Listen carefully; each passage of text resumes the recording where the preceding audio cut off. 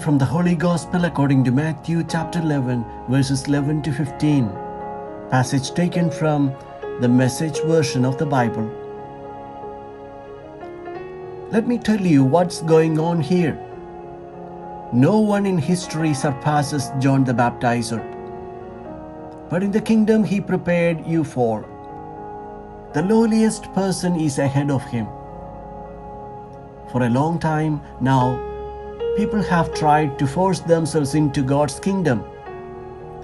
But if you read the books of the prophets and God's law closely, you will see them culminate in John, teaming up with him in preparing the way for the Messiah of the kingdom.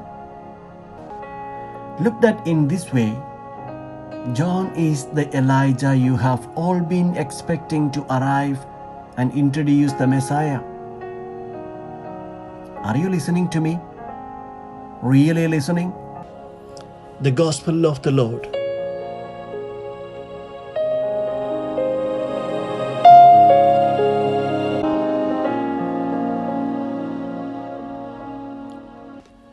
There are some strange words in the Gospel today.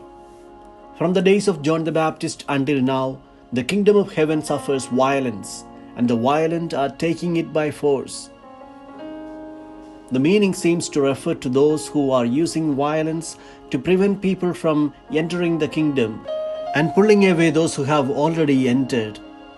In the context of the Gospel of Matthew, this could apply to those Jews and others who were bitterly opposed to Jesus and his message.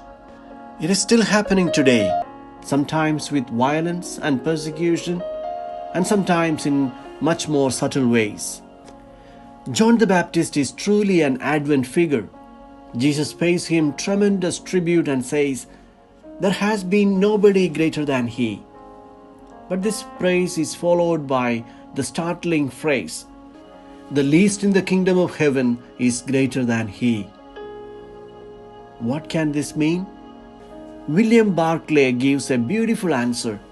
He says that something was lacking in John. He had never seen Christ on the cross. The deepest expression of God's love was missed by John. And so Jesus says, even the very least in the kingdom of God, inaugurated by Jesus, is in a more privileged position than John.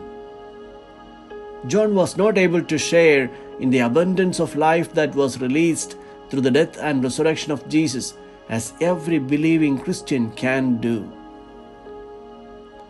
John died ahead of Jesus. The Christians came after the death and resurrection of Jesus. We are indeed great. We reap the unmerited fruits of Christ's sacrifice. We are blessed, but not necessarily better than John. Our blessedness will be in vain if we will not be moved to renewal of life and to the love of God alone in Jesus. John heroically fulfilled his role to prepare the people for Jesus' coming and pointed out Jesus when he came. Ours is the call to follow Jesus' way and to give witness to his love to all people.